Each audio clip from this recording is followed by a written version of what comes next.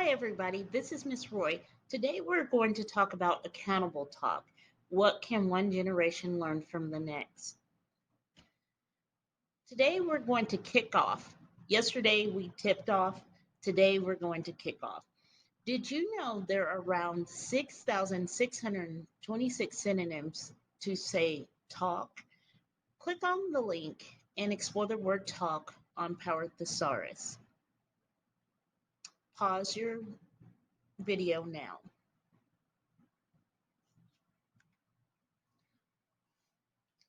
Today, I will participate in a class discussion focused on an essential question so that I can apply concepts and evidence provided to interpretation and understanding. I know I have it when I can adjust my personal response and interpretation of discourse by incorporating concepts and evidence provided. That is our learning goal for today.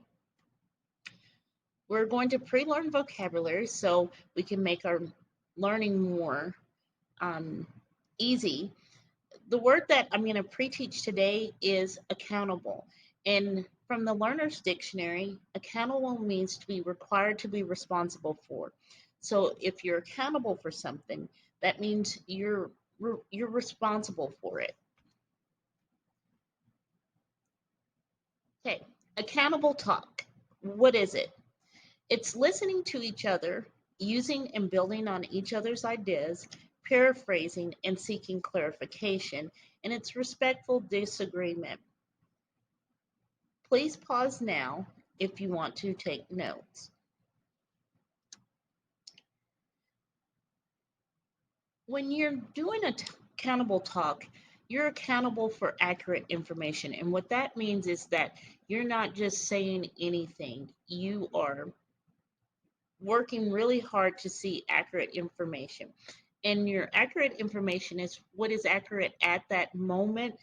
And if you don't know, you probably shouldn't say it.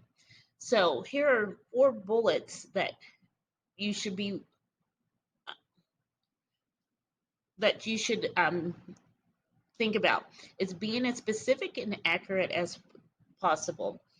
Resisting the urge to say anything that comes to mind. And what that means is that, oh, if somebody says something and then you say, oh, well, my mom said this, or my dad said this, or my best friend said this, make sure that you don't do that. And then getting the facts straight. Sometimes it takes a little bit of extra time to do that, but you really need to make sure you get your facts straight. And then challenge questions that demand evidence for claims. There are some accountable talk stems that you can use to help craft your responses and and make sure that you're respectful when you're talking to somebody. There are stems for agreement and disagreement, confirmation, and extension building. And what extension building is building on others' ideas.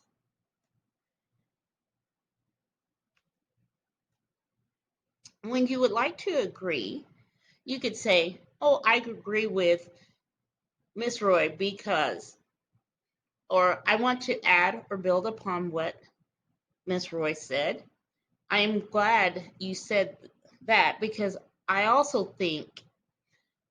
think Miss Roy brings up a great point because, and I was just using my name so it wasn't just like a blank space.